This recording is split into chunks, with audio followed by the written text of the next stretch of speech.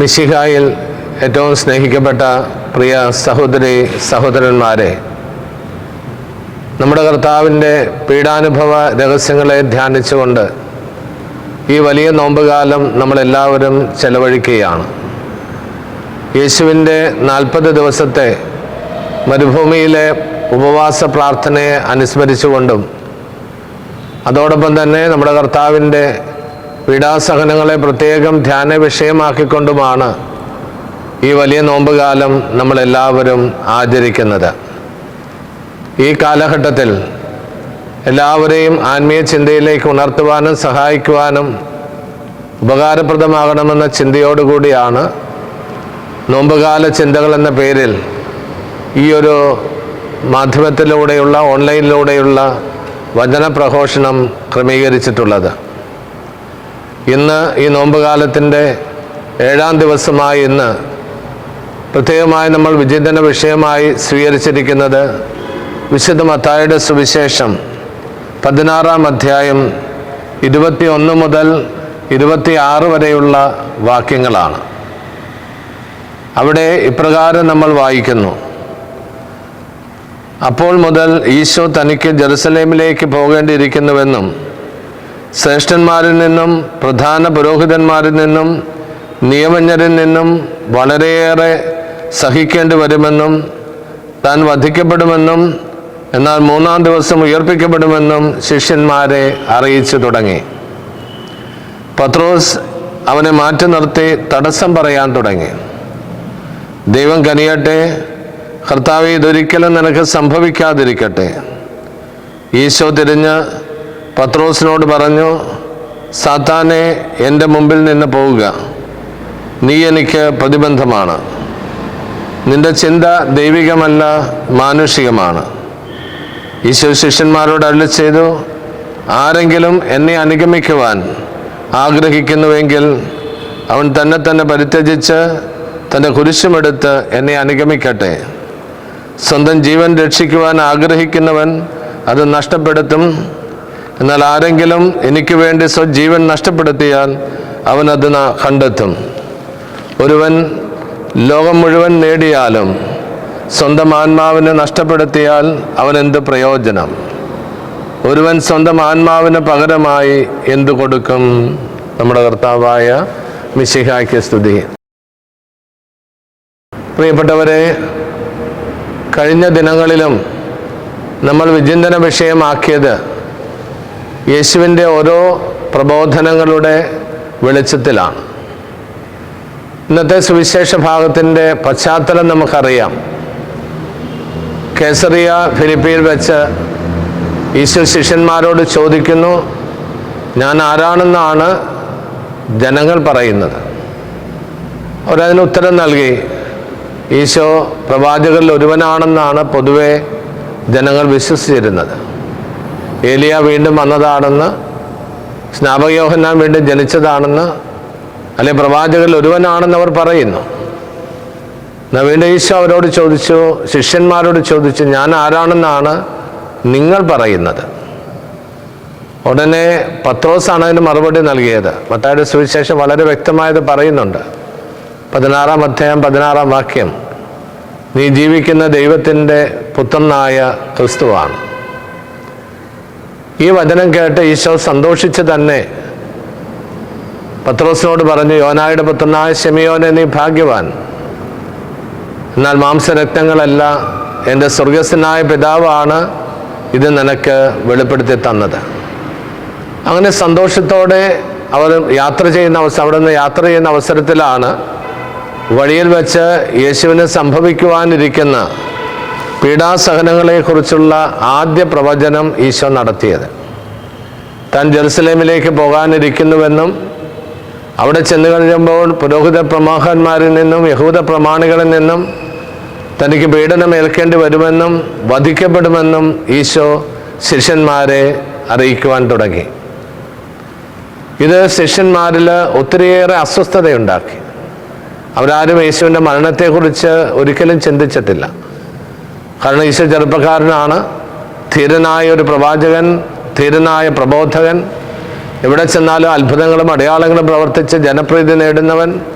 അങ്ങനെ എല്ലാ അർത്ഥത്തിലും സന്തോഷത്തിലും ഉയർച്ചയിലും നിൽക്കുന്ന ഒരു സാഹചര്യമാണ്. അവിടെയാണ് ഈശോയുടെ ഈ പ്രബോധനം വരുന്നത്. ഈശോ അവരെ അറിയിക്കുകയാണ്, മുൻകൂട്ടി വാസ്തവത്തിൽ അവരെ ഒരുക്കുകയായിരുന്നു. തനിക്കുണ്ടാകാനിരിക്കുന്ന പീഡാസഹനത്തിൻ്റെ അനുഭവങ്ങളെക്കുറിച്ച് ഈശോ ശിഷ്യന്മാരോട് പറഞ്ഞ അവസരമാണ്. അത് കേട്ടപ്പോഴാണ് യേശുവിൻ്റെ ശിഷ്യപ്രമുഖനായ, അല്ലെ ഈശോ ജീവിക്കുന്ന ദൈവത്തിൻ്റെ പുത്രനായ ക്രിസ്തുവാണെന്ന് ഏറ്റുപറഞ്ഞ, യേശുവിൻ്റെ അഭിവാദനവും അഭിനന്ദനവും ഏറ്റ് സ്വീകരിച്ച ശിഷ്യപ്രമുഖനായ പത്രോസ് പരസ്യമായിട്ടല്ല ഈശോയോട് പറഞ്ഞത്. മറിച്ച് യേശുവിനെ പിടിച്ച് മാറ്റി നിർത്തിയിട്ട് ചില രഹസ്യം പറയുന്ന മോഡലിൽ യേശുവിനോട് വ്യക്തിപരമായിട്ട് അവൻ പറയുകയാണ്, ഗൗരോ, ഇത് നിനക്ക് സംഭവിക്കാതിരിക്കട്ടെ. നീ പറഞ്ഞതൊന്നും ഒരു വായിൽ വന്ന, അല്ലെ വചനത്തെ വായിൽ നിന്ന് വന്ന ഒരു തെറ്റായിട്ട്, സ്ലിപ്പ് ഓഫ് ദ ടങ്ങായിട്ട് മാറാതിരിക്കട്ടെ എന്ന് പത്രോസ് ഈശോയോട് പറയുക. ഇത് നിനക്ക് സംഭവിക്കാതിരിക്കട്ടെ. അപ്പോൾ ഈശോയുടെ ജീവിതത്തിൽ ഉണ്ടാകാനിരിക്കുന്ന സഹനങ്ങളെക്കുറിച്ച് ഈശോ പറഞ്ഞപ്പോൾ ആ സഹനങ്ങളെ ഉൾക്കൊള്ളാനോ അത് മനസ്സിലാക്കാനോ പത്രോസിന് സാധിച്ചില്ല. അതുകൊണ്ടാണ് തിടുക്കത്തിൽ ഈശോയെ പിടിച്ച് മാറ്റി നിർത്തിയിട്ട് ഈശോയോട് പറയുകയാണ്, ഗുരു, ഇത് നിനക്കൊരിക്കലും സംഭവിക്കാതിരിക്കട്ടെ. കർത്താവ്, ഇത് നിനക്കൊരിക്കലും സംഭവിക്കാതിരിക്കട്ടെ എന്ന് പറഞ്ഞ് ഒരു നന്മ ആശംസിക്കുകയാണ്, ഒരു ഉപദേശം പറഞ്ഞു കൊടുക്കുകയാണ്. ഒരുപക്ഷെ യേശുവിനേക്കാൾ മുതിർന്നവൻ, പ്രായത്തിൽ മുതിർന്നവനാണ് പത്രോസ് ലീഹ. ആ ഒരു അധികാരത്തിൽ, ഒപ്പം തന്നെ ഈശോ അംഗീകരിച്ചതായ അഭിനന്ദനത്തിൻ്റെ ഒരാവേശത്തിൽ പത്രോസ് അധികാരത്തിലും അവകാശത്തിലും സ്വാതന്ത്ര്യത്തിലും ഈശോയോട് പറയുകയാണത്, ഇത് നിനക്കൊരിക്കലും സംഭവിക്കാതിരിക്കട്ടെ. അത് കേട്ടാണ് ഈശോ പത്രോസിനെ ശാസിക്കുന്നത്. പത്രോസിനോട് ഈശോ പറഞ്ഞ വാക്ക്, ഈശോ തിരിഞ്ഞ് പത്രോസിനോട് പറഞ്ഞുകൊണ്ടാവും, തിരിഞ്ഞ് പത്രോസിനെ നോക്കിക്കൊണ്ട് അവനോട് പറയുകയാണ്, സാത്താനെ, നീ എൻ്റെ മുന്നിൽ നിന്ന് പോവുക. നിന്റെ ചിന്ത ദൈവികമല്ല, മറിച്ച് ആ ചിന്ത മാനുഷികമാണ്. ഇത് നമുക്കൊരു വലിയ പാഠമാണ് നൽകുന്നത്. നമ്മുടെ ജീവിതത്തിൽ കുരിശുകളും വേദനകളും ഒക്കെ വരുമ്പോൾ രണ്ട് ചിന്തകൾ നമ്മളെ സ്വാധീനിക്കും. ഒന്ന് ദൈവികമായ ചിന്തയാണ്, മറ്റത് മാനുഷികമായ ചിന്തയാണ്. ഇപ്പം ദൈവഹിതപ്രകാരം ചില സഹനങ്ങൾ നമ്മുടെ ജീവിതത്തിൽ അനിവാര്യമാണ്. ചില കാര്യങ്ങളുടെ പൂർത്തീകരണത്തിന് നമ്മുടെ ഓരോരുത്തരുടെയും ജീവിതത്തിൽ ചില ത്യാഗങ്ങളും ചില നഷ്ടങ്ങളും ചില സഹനങ്ങളും വേദനകളും അസ്വസ്ഥതകളുമൊക്കെ അനിവാര്യമായിട്ട് വന്നേക്കാം. ദൈവഹിതം അനുസരിച്ച് ജീവിക്കാൻ, ദൈവഹിതം പൂർത്തിയാക്കാൻ. അതിൽ നിന്ന് ഒഴിഞ്ഞു മാറുന്നത് ദൈവഹിതമല്ലെന്ന് ഈശോ കൃത്യമായിട്ട് പഠിപ്പിക്കുകയാണ് ഇവിടെ. പത്രോസിനോട് അതാണ് പറഞ്ഞത്. ഒരു വശത്ത് യോനായുടെ പുത്രനായ ശിമയോനെ, നീ ഭാഗ്യവാനെന്ന് പറഞ്ഞ് പത്രോസിനെ അഭിനന്ദിച്ചതും പുകഴ്ത്തിയതുമായ കർത്താവ് അല്പം കഴിഞ്ഞപ്പോൾ, അല്ലെ വേറൊരു സാഹചര്യത്തിൽ ഈശോ അവനെ വിളിച്ച് കൃത്യമായിട്ട് പറയുകയാണ്, സാത്താനെ, നീ എൻ്റെ പിന്നിൽ പോവുക. നീ എനിക്ക് തടസ്സമാണ്. ദൈവഹിതം നിറവേറ്റുന്നതിന് തടസ്സമായിട്ട് അവൻ വരികയാണ്. അപ്പോൾ സാത്താൻ്റെ നിർവചനം തന്നെ നമുക്കറിയാം, ദൈവത്തിന് എതിരെ നിൽക്കുന്നവനാണ്, ദൈവത്തിനെതിരെ പ്രവർത്തിക്കുന്നവനാണ്. അപ്പം ആര് ദൈവഹിതത്തിനെതിരെ പ്രവർത്തിക്കാൻ നമ്മളെ പ്രേരിപ്പിക്കുന്നവൻ സാത്താൻ്റെ പണിയാളായിട്ട് മാറുന്നു, അവൻ്റെ ദൂതനായിട്ട് മാറുന്നു. ആ സാത്താൻ്റെ ആവേശമുള്ള, അല്ലെ സ്വാധീനമുള്ളൊരു വ്യക്തിയായിട്ട് മാറുന്നു. അവിടെ പത്രോസ് ആ ഒരു സ്പിരിറ്റ് ഉൾക്കൊണ്ട് കഴിഞ്ഞപ്പോൾ അത് സാത്താൻ്റെ ഉപകരണമായിട്ട്, സാത്താൻ്റെ ഉപദേശകനായിട്ട്, ഉപാധിയായിട്ട് അവൻ മാറുന്നു. അവിടെ ഈശോ കൃത്യം പറയുകയാണ്, സാത്താനെ, നീ എൻ്റെ പിന്നിൽ പോവുക, നീ എൻ്റെ മുന്നിൽ നിന്ന് പോകുക. ഇവിടെ പറഞ്ഞ വാക്ക് ഈശോ തിരിഞ്ഞ് പത്രോസിനോട് പറഞ്ഞു, സാത്താനെ, എൻ്റെ മുന്നിൽ നിന്ന് പോവുക, നീ എനിക്ക് പ്രതിബന്ധമാണ്, തടസ്സമാണ്. എന്തിനാണ് തടസ്സം? പത്രോസ് ഒരിക്കലും ഈശോയ്ക്ക് തടസ്സം നിൽക്കാൻ ആഗ്രഹിച്ചൊരു വ്യക്തിയല്ല, മറിച്ച് സഹനങ്ങൾ വരുന്നത് അത് ഈശോയ്ക്ക് ബുദ്ധിമുട്ടുണ്ടാകുമെന്ന് കേട്ടപ്പോഴുള്ള വേദനയിൽ കൂടിയാണ് പത്രോസ് ആവേശത്തിൽ പറഞ്ഞത്. പക്ഷെ ഈശോ അത് മനസ്സിലാക്കുകയാണ്. ദൈവത്തിൻ്റെ പിതാവിൻ്റെ ഹിതം നിറവേറ്റുന്നതിന് ആവശ്യമാണെന്ന് കണ്ട കർത്താവ്, അത് സ്വീകരിക്കാൻ തന്നെ ഒരുക്കിക്കൊണ്ടിരിക്കുന്ന കർത്താവ് അത് പറഞ്ഞു കഴിഞ്ഞപ്പോൾ, തടസ്സം പറഞ്ഞപ്പോഴാണ് പത്രോസിനോട് ഈശോ ഇത് പറഞ്ഞത്, നിന്റെ ചിന്ത ദൈവികമല്ല, മാനുഷികമാണ്.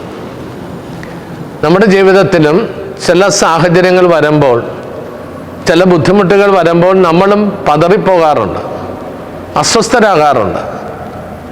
കർത്താവേ, ഇതെല്ലാം ഒന്ന് മാറിത്തരണം, അല്ലെങ്കിൽ വേദന അകറ്റിത്തരണം. യാതൊരു പ്രശ്നവുമില്ല. ഈശോ ഒരിക്കലും പറയില്ല നമ്മുടെ ജീവിതത്തിലുണ്ടാകുന്ന ഒരു വേദനയോ ദുഃഖമോ രോഗമോ തടസ്സങ്ങളോ എന്തുണ്ടെങ്കിലും അത് മാറിപ്പോകാൻ നമുക്ക് ദൈവത്തോട് പ്രാർത്ഥിക്കാം. ഒരു പ്രശ്നവും കർത്താവിനില്ല.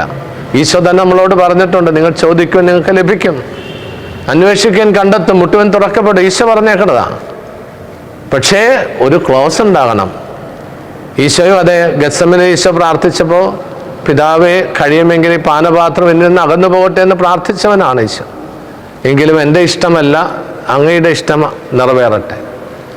നമ്മുടെ പ്രാർത്ഥനകളിലൊക്കെ, പ്രത്യേകിച്ച് സഭയുടെ ഔദ്യോഗിക പ്രാർത്ഥനകളിൽ ഒരു കാര്യം നമ്മൾ ശ്രദ്ധിക്കാറുണ്ട്. ആ പ്രാർത്ഥനകളുടെ അവസാനം ഒരു ക്ലോസ് പറയാറുണ്ട്.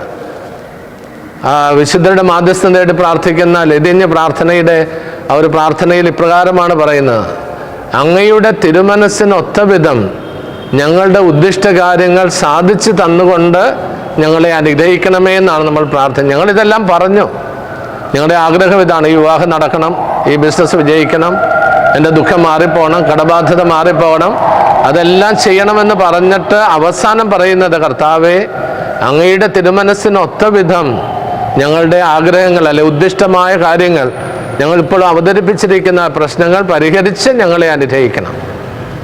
അതാണ് നമ്മുടെ മനസ്സും മനോഭാവവും ആയിരിക്കേണ്ടത്. നമുക്ക് ആഗ്രഹിക്കാം, ഒരു പ്രശ്നമില്ല. പക്ഷേ അവസാനം ദൈവത്തിന് കീഴ്വഴങ്ങാൻ സാധിക്കണം. ഈശോ അതാണ് പറഞ്ഞത്, പിതാവേ, എങ്കിലും ഇത് കടന്നു പോകണം, ഈ കാസയിൽ നിന്ന് അകന്നു പോകണമേ എന്ന് ഞാൻ പ്രാർത്ഥിക്കുന്നു, എങ്കിലും എൻ്റെ ഇഷ്ടമല്ല അങ്ങയുടെ ഇഷ്ടമനുസരിച്ച് നിറവേറട്ടെ എന്ന് പറഞ്ഞ് സമർപ്പിക്കുന്ന ഈശോയാണ് ഗത്സമനി നമ്മൾ കാണുന്നത്. ഇവിടെ പത്രോസിനോട് ഈശോ പറയുന്നത് അതാണ്, നിന്റെ ചിന്ത ദൈവികമല്ല, ഒരു മാനുഷിക ചിന്തയിലാണ്. സ്വാഭാവികമായിട്ടും മനുഷ്യന് വേദനകളും ദുഃഖങ്ങളും ഒന്നും ഉണ്ടാകാൻ ആഗ്രഹമില്ല. അപ്പം അതുണ്ടാകുമ്പോൾ തളർന്നു പോകരുതെന്ന് ഈശോ പറയുക. അപ്പം ആ മാനുഷിക ചിന്തയിൽ നിന്ന് ദൈവിക ചിന്തയിലേക്ക് ഉയരാൻ വിളിക്കപ്പെട്ടവരാണ് നമ്മൾ. ആ ദൈവഹിതം അറിയാനും ദൈവത്തിൻ്റെ ഇഷ്ടമനുസരിച്ച് ജീവിക്കാനും വിളിക്കപ്പെട്ടവരാണ്. ആ ഒരു ബോധ്യത്തോടു കൂടി ജീവിക്കാം. അതിൻ്റെ ബോധ്യത്തിൽ അവസാനം ഈശോ പറഞ്ഞു, ശിഷ്യന്മാരോട് മാത്രമായിട്ട് അവിടെ നിന്ന് പറയുകയാണ്, ആരെങ്കിലും എന്നെ അനുഗമിക്കുവാൻ ആഗ്രഹിക്കുന്നുവെങ്കിൽ അവൻ സ്വയം പരിത്യജിച്ച് സ്വന്തം കുരിശുമെടുത്ത് എന്നെ അനുഗമിക്കട്ടെ. ഇപ്പോൾ ജീവിതത്തിൻ്റെ ചില കുരിശുകൾ, ക്ലേശങ്ങൾ ജീവിത ബന്ധിയാണത്. ചില സഹനങ്ങൾ, ബുദ്ധിമുട്ടുകൾ നമുക്കുണ്ടാവും. അത് കുടുംബത്തിലായാലും വ്യക്തിബന്ധങ്ങളുടെ പ്രശ്നങ്ങളായാലും ജോലിസ്ഥലത്തെ പ്രശ്നങ്ങളായാലും ശാരീരിക പ്രശ്നങ്ങളായാലും അങ്ങനെ പലതരത്തിലുള്ള വേദനകളും ദുഃഖങ്ങളൊക്കെ വരും. അവിടെ തളർന്നു പോകരുത്. മറിച്ച് ഈശോ പറയുന്നത് അതെല്ലാം കഴിഞ്ഞിട്ട് ഞാൻ പിന്നെ അനുഗമിക്കാമെന്നല്ല, ആ കുരിശുകളോടുകൂടെ തന്നെ കർത്താവിനെ അനുഗമിക്കാനുള്ള വലിയൊരു ആഹ്വാനമാണ് ഇന്നത്തെ ഈ വചനഭാഗത്തിലൂടെ കർത്താവ് നമുക്ക് നൽകുന്നത്. ഈ വചനം കേട്ട് നമ്മുടെ ജീവിതത്തെ, നമ്മുടെ കർത്താവിൻ്റെ പീഡാസഹനങ്ങളെ ധ്യാനിക്കുന്ന ഈ വലിയ നോമ്പ് കാലത്ത് നമ്മുടെ ജീവിതത്തെ വിലയിരുത്താം. നമ്മുടെ ജീവിതത്തിലെ കുരിശുകളിലും സഹനങ്ങളിലും ഓടിയകലാൻ ശ്രമിക്കുന്നവരാകാതെ അതിൻ്റെ മധ്യത്തിലും യേശുവിനോട് ചേർന്ന് നിൽക്കാൻ, ആ സഹനങ്ങളൊന്നും എന്നെ തടസ്സപ്പെടുത്തുന്ന ഒരു യാഥാർത്ഥ്യമാകാതെ അതും കടന്നു പോകുമെന്നുള്ള ബോധ്യത്തോടു കൂടി യേശുവിനോടൊപ്പം കുരിശ് വഹിച്ച മഹത്വത്തിലേക്ക് പ്രവേശിച്ച യേശുവിനോടൊപ്പം ജീവിക്കുവാൻ വേണ്ട അനുഗ്രഹം ഈശോയോട് നമുക്ക് പ്രാർത്ഥിക്കാം. ഒരു നിമിഷം നമുക്ക് കണ്ണുകളടച്ച് കർത്താവിൻ്റെ ദിവസാന്നിധ്യത്തിലായിരിക്കാം. ഞങ്ങളുടെ രക്ഷകനും നാഥനുമായ ഈശോയെ, ഇന്ന് അങ്ങ് ഞങ്ങളോട് പറഞ്ഞ തിരുവചനം ഞങ്ങൾ ശ്രവിക്കുന്നു. എന്നെ അനുഗമിക്കുവാൻ ആഗ്രഹിക്കുന്നുവെങ്കിൽ അവൻ തന്നെ പരിത്യജിച്ച് സ്വന്തം കുരിശുമെടുത്ത് എന്നെ അനുഗമിക്കട്ടെ. കർത്താവായ ഈശോയെ, അങ്ങയുടെ ശിഷ്യരായ ഞങ്ങൾ ഓരോരുത്തരും അങ്ങേ അനുഗമിക്കുന്നവരാണല്ലോ, അങ്ങേ അനുഗമിക്കുവാൻ വിളിക്കപ്പെട്ടവരാണല്ലോ. ജീവിതത്തിൻ്റെ സഹനങ്ങളുടെ മധ്യേ അതെല്ലാം ഉപേക്ഷിച്ച് ഓടിപ്പോകാതെ ആ സഹനങ്ങളെ സന്തോഷപൂർവ്വം സ്വീകരിച്ചുകൊണ്ട് അതിൻ്റെ മധ്യത്തിലും അങ്ങയോടുള്ള സ്നേഹത്തെ പ്രതി അങ്ങയോട് ചേർന്ന് നിൽക്കുവാൻ ഞങ്ങളെ സഹായിക്കണമേ. അങ്ങയുടെ തിരുമനസ് ഞങ്ങളിത് സഹിക്കണമെന്നാണ്, അതെല്ലാം സഹിക്കുവാനുള്ള ശക്തി നൽകി അനുഗ്രഹിക്കണമേ. കർത്താവ്, ഈ വചനം ശ്രവിക്കുന്ന ഈ മക്കൾ ആരെങ്കിലും ഏതെങ്കിലും വേദനകളിലോ ദുഃഖങ്ങളിലോ ആണെങ്കിൽ അതെല്ലാം മാറ്റിക്കൊടുക്കുവാനാണ് അങ്ങ് മനസ്സാകുന്നത്, മാറ്റിക്കൊടുക്കണമേ. എന്നാൽ അതിലൂടെ കടന്നു പോകാനാണ് തിരുമനസ്സാകുന്നതെങ്കിൽ അതിനുള്ള ശക്തി നൽകി അനുഗ്രഹിക്കണമേ എന്ന് പ്രാർത്ഥിക്കുന്നു. കർത്താവായ ദൈവമേ, അവിടുത്തെ നാമത്തിൻ്റെ ശക്തിയും മഹത്വവും ഇപ്പോൾ ഈ മക്കളിൽ കുടിയേറട്ടെ എന്ന് പ്രാർത്ഥിക്കുന്നു. ആ നാമത്തിൻ്റെ ശക്തിയാൽ ജീവിത സഹനങ്ങളെ ധീരതയോടെ സ്വീകരിക്കുവാനുള്ള കൃപയും ശക്തിയും നൽകി ഇവരെ ഓരോരുത്തരെയും അങ്ങനെ അനുഗ്രഹിക്കണമേ. അവിടുത്തെ നാമത്തിൻ്റെ സംരക്ഷണം ഈ മക്കൾക്ക് എല്ലാവർക്കും കാവലായിരിക്കട്ടെ, ഇപ്പോഴും എപ്പോഴും എന്നേക്കും. ആമേൻ.